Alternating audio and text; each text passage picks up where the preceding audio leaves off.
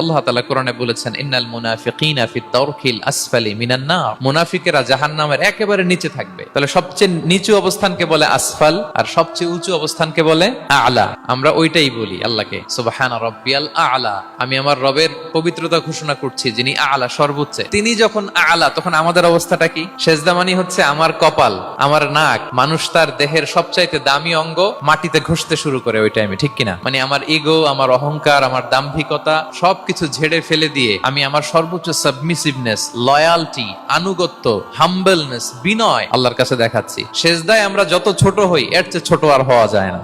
সেজদায় আমরা যতটা বিনয়ী হই, একটা মানুষ এর চেয়ে বিনয়ী আর হতে পারে না। এই তো নামাজ শুরু করলাম, আল্লাহু আকবার, এরপর রুকুতে জাস্ট বো ডাউন আর হেড, মাথা একটু ঝুঁকালাম, আর সেজদায় একেবারে মাথাটারে মাটিতে মিলিয়ে দিলাম। তার মানে আমি চলে গেলাম আসফালে। আসফাল মানে সবচেয়ে নিচে, আর সবচেয়ে নিচে যে আমি ঘোষণা দিলাম সুবহানা রাব্বিয়াল আ'লা, মানে হে রব, আপনার প্রশংসা, আপনার পবিত্রতা, আপনি আ'লা।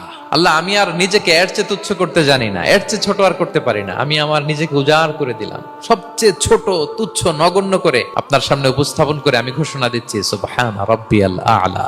পবিত্রতা সেই রবের যিনি আ'লা, সর্বোচ্চ। সুবহানাল্লাহ পড়ে।